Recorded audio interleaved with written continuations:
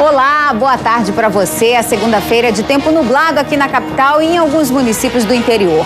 Essas são imagens da Avenida Via Láctea, na Morada do Sol, e a temperatura mínima prevista para hoje é de 23 graus. Mais um caso de violência contra taxista. A vítima ficou presa no porta-malas do carro e o principal suspeito é um adolescente. 2 pessoas morrem e outras 2 ficam feridas em acidente de trânsito no Puraquequara. Apesar da punição mais severa para quem for flagrado sob efeito do álcool, condutores ignoram a lei seca. Um bombeiro foi preso embriagado aqui na capital. Na Zona Norte, mais de 100 famílias são retiradas de um terreno particular. O drama da família do amazonense, torcedor do Corinthians, que é acusado de envolvimento na morte de um adolescente na Bolívia. Obra inacabada no Distrito Industrial preocupa moradores da região. Isso daí pode criar um efeito dominó. Aí começa a romper depois no meio da pista, depois o trânsito aqui vai acabar sendo interrompido. Você também vai saber quais são as vagas de emprego que estão disponíveis no mercado. E como foi a celebração de posse do novo arcebispo de Manaus, Dom Sérgio Eduardo Castriani, na Catedral Metropolitana. Tudo isso e muito mais agora no Amazônia TV.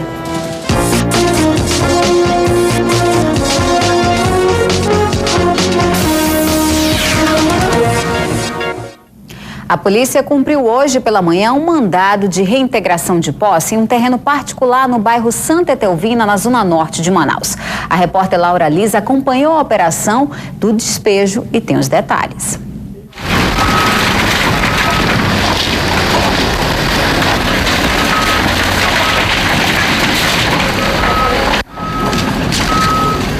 Muita fumaça, ambulância e viaturas da polícia na avenida para cumprir um mandado de reintegração de posse. A ordem foi expedida em dezembro do ano passado. Mais de 100 famílias ocupavam o terreno desde 28 de outubro. Entremos para o direito que a gente tem. Eles somos proprietários, foi isso. E estamos cumprindo a ordem que o juiz deu. Raimundo teve a casa destruída pelos tratores. Ele conseguiu salvar alguns pertences. Ninguém sabia não disso aí não, foi rápido, chegaram, foram quebrando tudo, as coisas foram ficando jogadas aí, entendeu? Aí não avisaram nós não. Márcia se sente enganada. Ela diz que foi induzida a ocupar o terreno e chegou a pagar quantias para supostos advogados. Que o advogado ia quebrar uma tal de liminar que nunca quebrou. A liderança de 8, 6 pessoas aqui, entendeu? Que a gente nunca soube quem é. Sabia que quando eles soltavam rojão para vir aqui, que era pra gente contribuir pro advogado. A polícia empregou um efetivo de mais de 300 homens. A desocupação foi pacífica, mas um homem chegou a ser detido. Uma pessoa está sendo detida, o que ocorreu? Não, ela não está sendo detida. Ela foi conduzida até a nossa presença porque ela estava questionando a ordem. E o oficial de justiça está deixando ela ciente da ordem judicial, até porque algumas pessoas foram mal orientadas. Então elas acreditam, elas imaginam que não existe ordem judicial. Este é um dos momentos mais tensos da desocupação do terreno, que tem 118.500 metros quadrados. A polícia se prepara para avançar e destruir casas que estão localizadas mais ao meio do terreno. A todo momento passam invasores que estão recolhendo os pertences. A polícia chegou a lançar um gás para dispersar os invasores que estavam bloqueando a avenida de acesso principal aqui da localidade. Até o momento, a reintegração está ocorrendo de forma pacífica. Os moradores, as pessoas que se encontravam aqui no local estão sendo retiradas. Elas estão aproveitando esse tempo para retirar seus pertences, até para desocupar a área. Qual é o prazo? A polícia fica aqui até quando? Até a ordem judicial for cumprida na íntegra.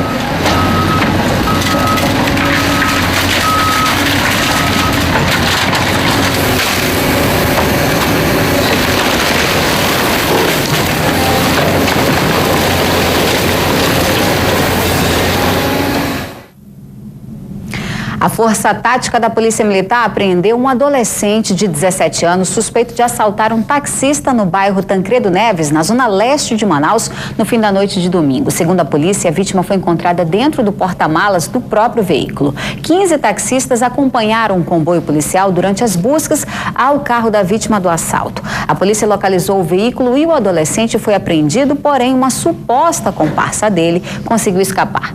Os taxistas que acompanharam a ação informaram que a dupla era especializada em assaltos contra profissionais da categoria. Todos prestaram depoimentos e acompanharam a chegada do adolescente ao 14º Distrito Integrado de Polícia. Em seguida, o rapaz foi encaminhado para a delegacia especializada em atos infracionais e a vítima, o taxista, passa bem. Hoje pela manhã, um carro bateu em um poste no bairro Adrianópolis. Era por volta de 7h30 da manhã, quando Vanderlei Washington passava pela rua C5 no bairro Adrianópolis. Ele contou que foi trancado por outro veículo e que não teve alternativa. Foi de encontro a este poste. Funcionários da companhia elétrica estiveram no local e disseram que houve perda total do poste, mas o fornecimento de energia não precisou ser interrompido. O carro ficou danificado. O motorista reclamou do local onde o poste estava instalado, no meio da rua. Por sorte, ninguém se feriu.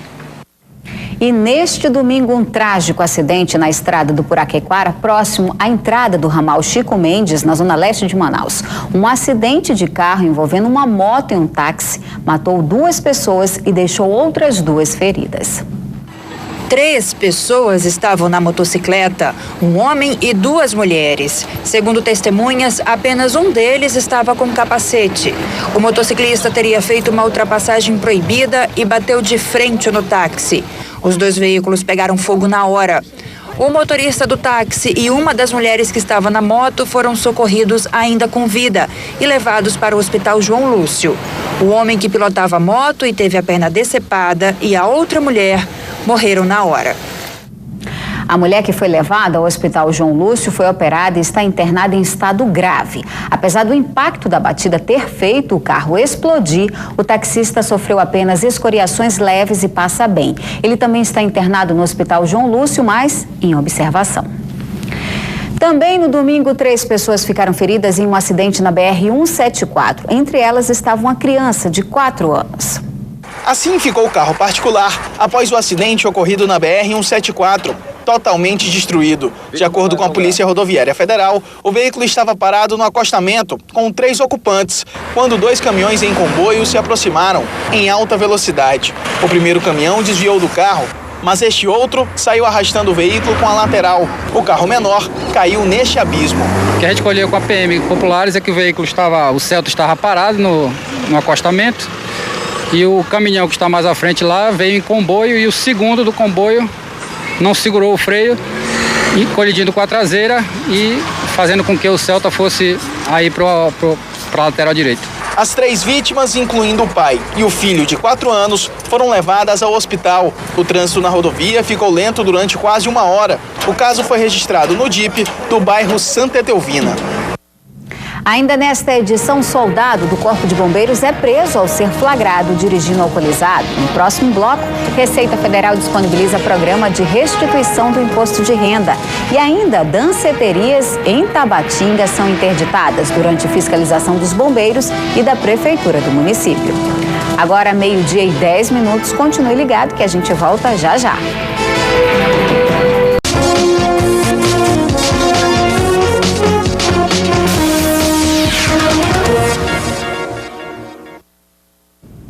Cinco danceterias em Tabatinga foram interditadas durante uma operação conjunta da polícia com o Corpo de Bombeiros e também da Prefeitura do município. O alvo da operação foram as 5 principais danceterias de Tabatinga. Quem estava nas boates foi revistado pelos policiais militares, civis e pelotão especial de fronteira, ESFRON. 3 pessoas foram presas por desacato. A gente está aqui dando apoio a todos os órgãos e aparato policial já existente aqui na cidade de Tabatinga para poder coibir qualquer tipo de crime e infração penal. O volume alto das músicas não passou no teste do decibelímetro. Em algumas boates, o volume alto das músicas ultrapassou os 90 decibéis, enquanto recomendado pela perícia da Polícia Civil é que o som fique entre 60 e 70 decibéis. Estamos com o decibelímetro para verificar e demonstrar para as pessoas o volume adequado que a legislação permite. A higiene em alguns banheiros foi reprovada. Nessa danceteria, a Defesa Civil encontrou um amontoado de lixo próximo dos sanitários. Aqui, a saída de emergência está fora do padrão. Apenas uma boate possuía sinais luminosos para indicar a saída de emergência. O proprietário dessa casa noturna terá que trocar os extintores de incêndio.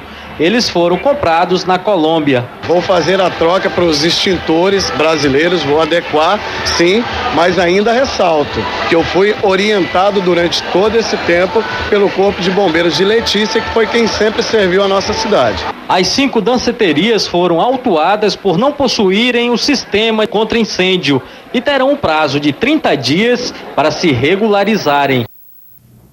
E já está disponível na internet o programa de restituição do imposto de renda para que o contribuinte possa baixar.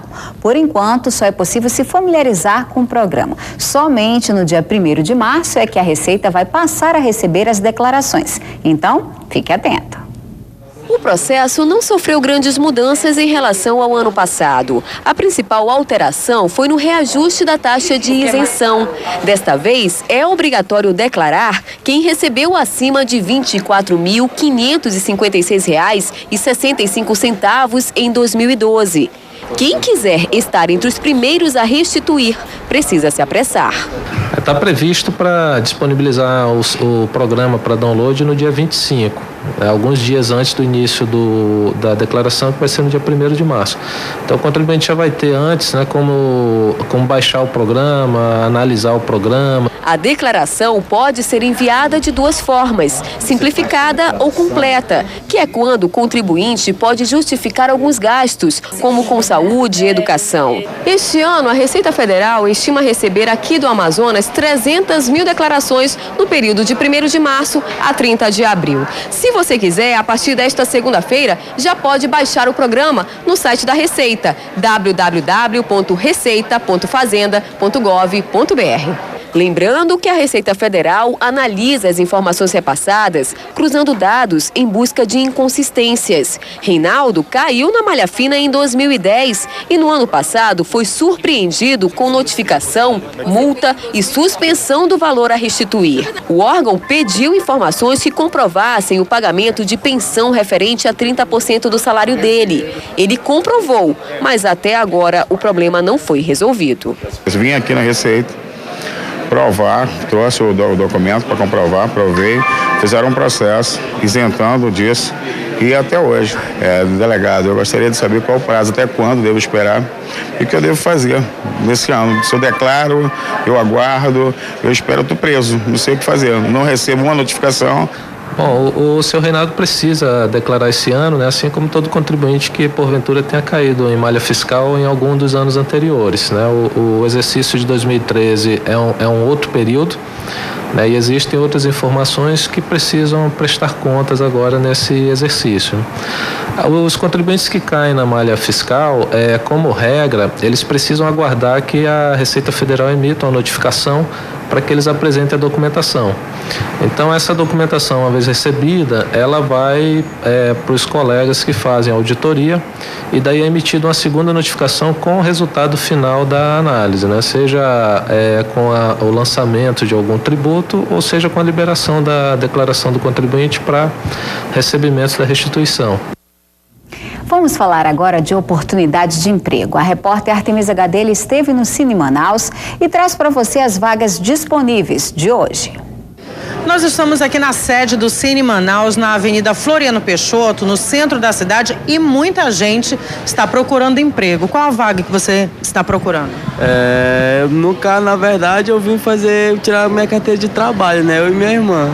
Em busca de trabalho, realmente. Qual a vaga que você está procurando? Tirando a carteira de trabalho. Qual a vaga que o senhor está procurando? Mecânico ou soldador. Nós vamos saber quantas vagas estão disponíveis hoje aqui na sede do Cine Manaus. Segundo o seu Adonai Sabá, que é o gerente aqui do Cine, 218 vagas. Sim, são 218 vagas, na sua maioria voltada para a construção civil, carpinteiro, pedreiro. E a novidade hoje são agente penitenciário, que nós estamos, é uma novidade de hoje. Inclusive já tem um número bastante significativo de trabalhadores se cadastrando para essas vagas. Agora, muitos jovens tirando a carteira de trabalho, já pensando no futuro emprego. Exatamente, tem muitos jovens, tem um número muito grande. No início do ano é assim, os trabalhadores, os jovens procuram aqui o Cine para tirar sua carteira de trabalho. Ou seja, é a procura do emprego. Ok, obrigada pelas informações. Artemisa Gadelha para o Amazônia TV. E ainda sobre oportunidades, a gente recebe aqui no estúdio o secretário municipal do Trabalho, Guto Rodrigues. Boa tarde, muito obrigada. Boa tarde, Lili. É um prazer muito grande estar aqui participando do Amazônia Revista. Então vamos dar outra chance, né, e oportunidade para as pessoas que estão em casa e que não vão ter tempo de ir ao Cine ver uma dessas 200 e poucas vagas. Tem o Circuito do Trabalho, não é isso? Temos o Circuito do Trabalho. Quando assumimos a secretaria, nós tínhamos alguns números que nós teríamos que estar atento. O mês de janeiro e fevereiro, no ano passado, nós perdemos 1.344 vagas. E, como a gente sabe, a situação é uma situação um pouco difícil hoje do mercado e nós procuramos qualificar primeiro, tendo acesso com a Philips da Amazonas, que qualificou 50 trabalhadores, agora mais 50 trabalhadores. E nós criamos o Circuito do Trabalho. O Circuito do Trabalho é uma necessidade de atender o trabalhador nos bairros. A gente leva o Cine itinerante para os telecentros que existem nas escolas do município. E nós realizamos no bairro Nova Floresta, para atender 500 pessoas. Ali nós elaboramos uma palestra, uma palestra que a gente leve uma pessoa vinculada ao mundo do trabalho, né? E também disponibilizamos o acesso para que as pessoas que estão desempregadas, perderam o emprego, venham se inscrever para ter acesso ao circuito, ao seguro-desemprego. Fazemos as inscrições para o cadastro dessas pessoas para a carteira profissional e oferecemos também o encaminhamento deles para o emprego. Então esse Circuito do Trabalho já está programado então para agora? Vamos, sábado agora nós estaremos com o Sesc Senac, ali passando a bola do produtor. Nós iremos realizar o Circuito do Trabalho, mais um Circuito do Trabalho. A cada Circuito do Trabalho, como eu estou te falando, nós temos a possibilidade de atender 500 pessoas. Então, oportunidade a mais. Mas o interessante também é estar com os dados atualizados. Exatamente. Então, para você ter uma ideia, nós tivemos um atendimento no mês de janeiro de cerca de 8 mil pessoas. Né? Nós temos encaminhado para o mercado, nós chegamos a encaminhar umas 500 pessoas em janeiro para o mercado. Né? E como também estabelecemos os jovens, por isso na comunidade, que é importante, é que os jovens comecem a ter informação da responsabilidade, da questão do trabalho como uma coisa fundamental. Isso aí tem sido um retorno muito significativo, né, para a Secretaria. Então tá certo. Rapidamente vamos fazer um convite agora para os moradores ali próximo participarem desse circuito? Nós convidamos todos os moradores que estão ali da Altais Mirim, no acesso com o Sesc Senac, a se fazerem presentes. No sábado nós estaremos de 8 às 15.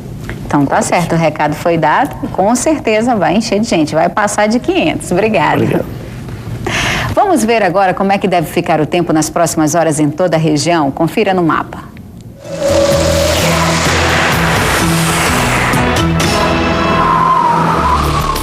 A segunda-feira será de céu nublado em toda a porção norte e leste da região. À tarde, a nebulosidade deve aumentar e pode ocorrer chuva forte no norte e leste do Amazonas, no centro-sul do Pará e em Rondônia. Nas demais áreas do mapa, céu claro a parcialmente nublado. Vamos às temperaturas.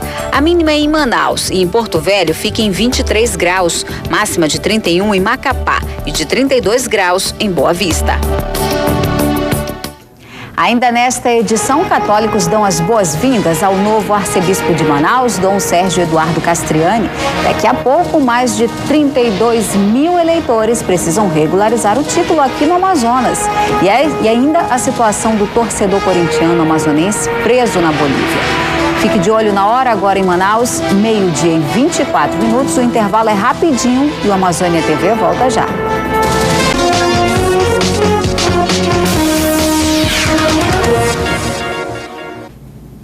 Apesar das punições mais severas, a falta de consciência por parte de alguns motoristas ainda continua.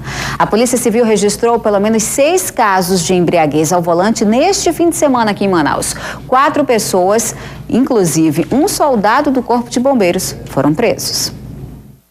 Por volta das 5h30 da manhã deste domingo, o soldado do Corpo de Bombeiros, Herbert Lisboa Pinto Neto, de 34 anos, foi encontrado por policiais militares neste posto de gasolina, na Avenida Djalma Batista.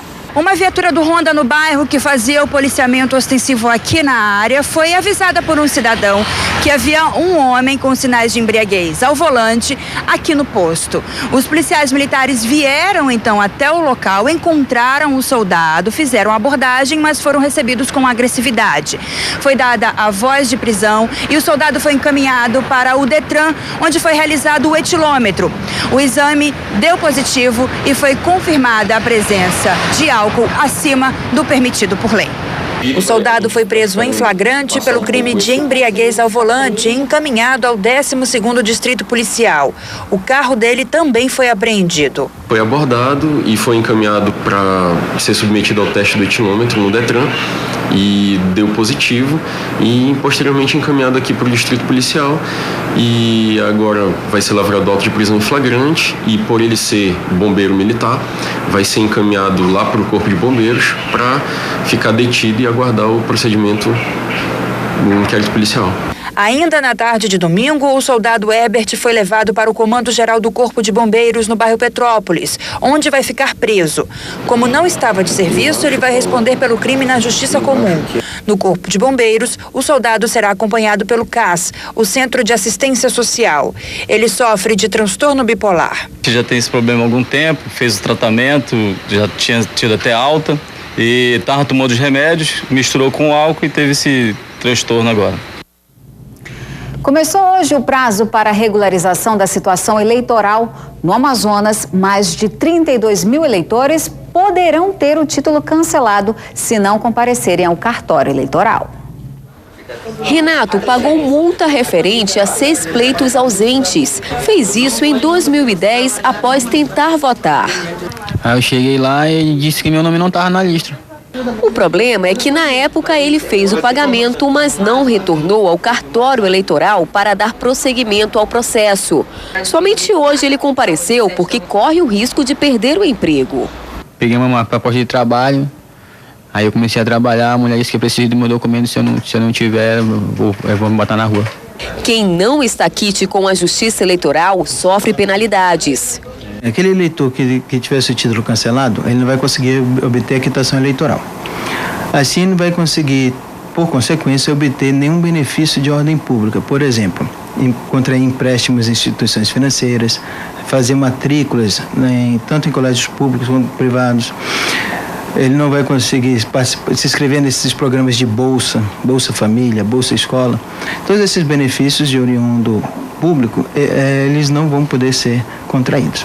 No Amazonas, 32.087 eleitores estão na lista de faltosos do TRE e terão o título cancelado se não regularizarem a situação.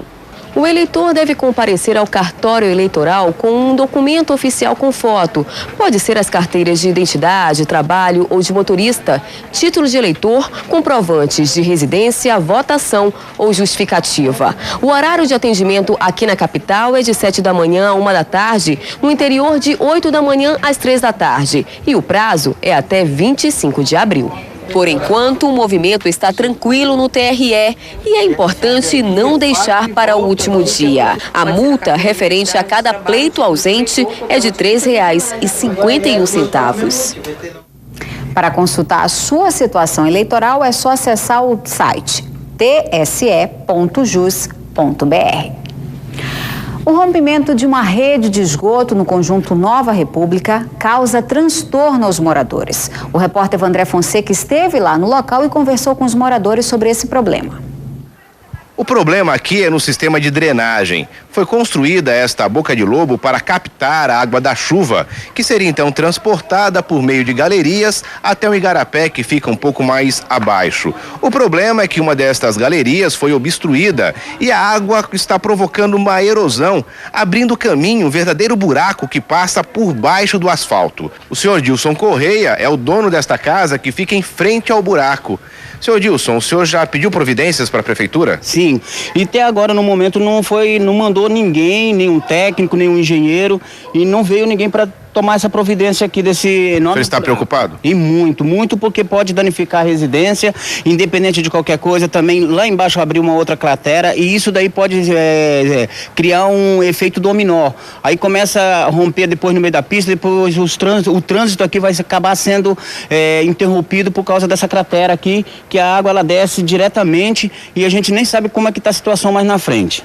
O Mário Sidney também mora aqui, ele aluga um apartamento. E Mário, você também está preocupado? Na verdade a preocupação nossa é de noite, né? Quando chove aqui, que fica perigoso, e não só pra gente, né? Pro pessoal que passa aqui, caminhão de lixo que para exatamente aqui, né? Todos os dias às 18 horas de parar aqui. E o risco maior é esse, né? Acontecer um acidente, não com ele, só na verdade com eles e com a gente, que a gente mora aqui em cima. Perigo constante. A erosão já comprometeu também toda esta área aqui na rua G6. Os moradores colocaram entulho, usaram cimento para tentar evitar um desmoronamento, que esse muro vem abaixo. O esforço foi feito pelo Francisco Ribeiro, que está tentando aqui evitar que a rua realmente vire um grande buraco. Seu Francisco, o que o senhor já fez para evitar esse problema? É verdade, aqui nós já colocamos 2 carradas de entulho, né? Para evitar que haja uma cratera maior. Mas não resolveu ainda? Não resolveu ainda o problema. Vandré Fonseca para o Amazônia TV. A Secretaria Municipal de Infraestrutura informou que enviou técnicos nesta manhã ao local e eles já começaram a executar os trabalhos de recuperação da rede de esgoto. Só não informaram o prazo de entrega da obra. Você vai ver agora o drama da família do amazonense Cleuton Barreto Barros, que é um dos 12 torcedores do Corinthians preso lá na Bolívia, acusado de envolvimento na morte de um torcedor. Olha, é o seguinte, o meu irmão não é o que estão falando. O meu irmão foi um rapaz que estudou desde pequeno, foi um rapaz criado sem pai, como todo mundo sabe, né? Foi criado sem pai, está com 2 anos que minha mãe faleceu. Ele não é o que estão falando aí. E se isso veio acontecer da turma lá dos torcedores, foi uma fatalidade, mas meu irmão não fez isso. E sobre a situação desse jovem manauense que está sendo acusado de ter soltado um sinalizador no jogo entre San José e Corinthians, nós conversamos agora com Eduardo Monteiro de Paula, que é o nosso editor de esportes. Que situação, né, Dudu? Coisa complicada, né, Lili? Eu acho que o mais importante disso é você esclarecer bem. E uma das peças do esclarecimento, ontem, para todo o Brasil, passou no Fantástico o depoimento de um garoto que diz que foi ele o responsável por isso. A gente pode até ver agora, a gente vai poder rever agora? Vamos ver um pedacinho? Sim, Dudu. Vamos lá. Eu tirei a tampinha em cima, puxei a cordinha embaixo e não aconteceu nada. No momento que eu fui puxar de novo, eu tava manuseando, sabia como manusear, eu puxei pela segunda vez e disparou, fui pra torcida boliviana lá. Olha, ele, se aconteceu o que ele disse, que ele chegou a tentar saltar para cima, não conseguiu. Quando ele virou para consertar, saiu pela lateral, tá? Pelo menos esclarecido quem é que foi, soltou isso aí. Agora vem a segunda parte, né? Que é a parte de saber o envolvimento dos outros, que estão envolvidos porque tinham o mesmo tipo de sinalizador na mochila, embora tivesse intacto o sinalizador. Vai depender agora do envolvimento Brasil e Bolívia. Negociações agora, né? O negócio agora ficou país com país, né? Para resolver. O fato do garoto ter morrido é inconteste. Agora, esse é o amazonense que está envolvido. O governador do estado já falou com o defensor público, o doutor Antônio Aderval, para ele fazer tudo que for necessário para apoiar esse amazonense que está lá, para que ele possa ser liberado, já que ele não tem culpa direta no envolvimento de toda essa novela. Ele foi pego, sim, com um sinalizador igual como o garoto soltou, como todos que estão detidos, que tinham sinalizadores. Até que surgisse o acusado, né, Dudu? Todos eram suspeitos, né? Todos suspeitos. Agora, saber qual o procedimento da justiça boliviana, só o tempo que vai dizer.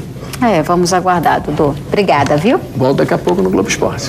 A seguir, fiéis da Igreja Católica se despedem de Dom Luiz Soares Vieira e dão as boas-vindas a Dom Sérgio Eduardo Castriani. E ainda, domingo de música clássica lá no Teatro Amazonas.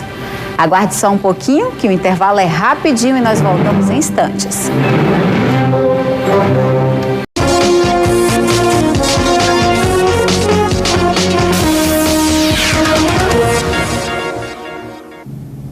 Passa bem o bebê que nasceu no meio da rua no último sábado aqui em Manaus. O repórter Rubens Medeiros traz pra gente agora novas informações sobre o estado de saúde da criança e da mãe.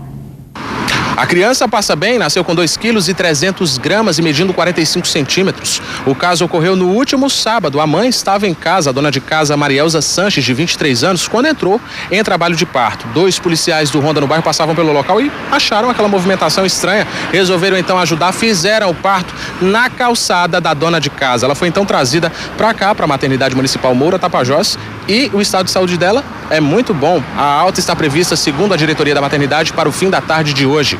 Rubens Medeiros para o Amazônia TV. Fiéis da Igreja Católica estiveram presentes para a despedida de Dom Luiz Soares Vieira. Os católicos de Manaus também deram as boas-vindas ao novo arcebispo da capital, Dom Sérgio Eduardo Castriani, que tomou posse durante uma missa especial na Catedral Metropolitana de Manaus.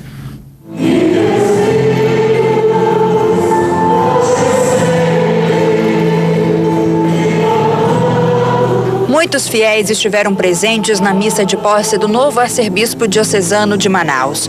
Dom Sérgio Eduardo Castriani chegou acompanhado de padres, bispos e arcebispos. A missa especial foi presidida inicialmente pelo padre José de Albuquerque. Em seguida, a leitura das cartas apostólicas enviadas pelo Papa Bento XVI, texto que o Papa nomeia Dom Sérgio Castriani como arcebispo de Manaus. Após as leituras, Dom Sérgio Castriani foi apresentado ao Colégio de Consultores. O ponto alto da celebração foi o momento de posse do novo arcebispo. Dom Luiz entregou o báculo, cajado usado pelos bispos, a Dom Sérgio Eduardo Castriani. O cajado é o símbolo que representa o pastor de ovelhas, o que tem a função de guiar o rebanho. O novo arcebispo de Manaus vai tomar conta de uma diocese com mais de 100 paróquias e 7 municípios da região metropolitana. Dom Luiz Soares Vieira diz que a igreja está em boas mãos e que o seu trabalho foi cumprido. Fico muito feliz, porque é um homem bem escolhido, certamente vai fazer um belo trabalho aqui. E quanto a mim, agora eu vou trabalhar como padre. Vou primeiramente no Paraná ser ajudante da paróquia da Catedral de Apucarana. Depois, vamos ver, quando for possível eu vou voltar. A missa contou com a presença de autoridades do Estado, fiéis e familiares. A emoção era grande. Bom, para todo mundo está sendo uma celebração assim, bastante emocionante, mas para a gente que é da família, há uma sensação ainda maior. Dom Sérgio Castriani foi empossado como 6º arcebispo de Manaus. Ele reconhece que o desafio é conduzir o clero da capital, principalmente em um momento de grandes mudanças. Olha, eu acho que o desafio maior é manter a generosidade, a alegria, a confiança e a fé demonstradas nessa celebração, né? Uma celebração tão bonita de acolhida, de ação de graças e de muita generosidade e compromisso com o seguimento de Jesus Cristo. Então, creio que agora no dia a dia da nossa vida, no dia a dia das comunidades, das pastorais, dos movimentos, de todos aqueles que acreditam na igreja, que fazem a igreja, o desafio é manter isso, manter essa animação, manter a generosidade, a coragem e a ousadia de anunciar o evangelho oportuno e inoportunamente. Depois da posse, fiéis não conseguiram esconder a emoção. A expectativa com o trabalho do novo arcebispo de Manaus é grande. É um sentimento de muita esperança, né? O Dom Luiz foi um grande bispo e nós temos esperança que o Dom Sérgio também será um grande bispo e responderá a todos os desafios dessa igreja. Eu estou muito feliz, né? Porque a escolha do Espírito Santo, foi Deus que nos mandou ele, tá? Bem, na verdade, estou esperando um trabalho muito bom, né? Serviço digno como o antecessor dele, né? Pelo que eu vi pela missa, né, dele que foi feita por ele realmente faz um trabalho muito bom, voltado para os jovens, né? Com o objetivo de evangelizar e levar a palavra de Deus ao coração desses jovens. e tentar que eles continuem no caminho certo, né?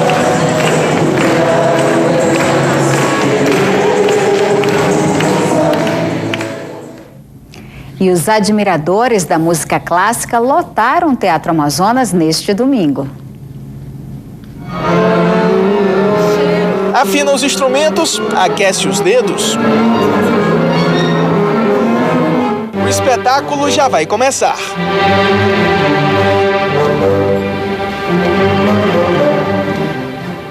O palco do Teatro Amazonas ficou lotado. A Orquestra Experimental e a Amazonas Filarmônica se uniram para tocar a Segunda Sinfonia do austríaco Gustav Mahler.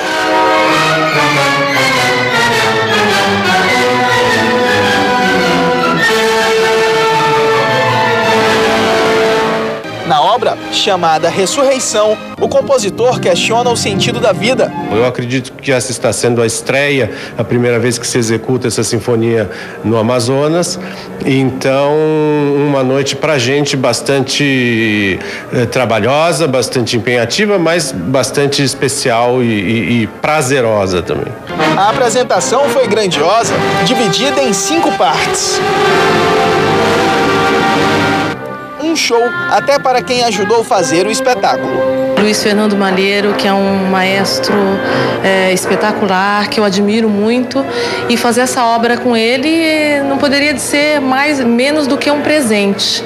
É uma obra lindíssima que fala de ressurreição, de que a nossa vida não é em vão e pra gente nos leva à luz.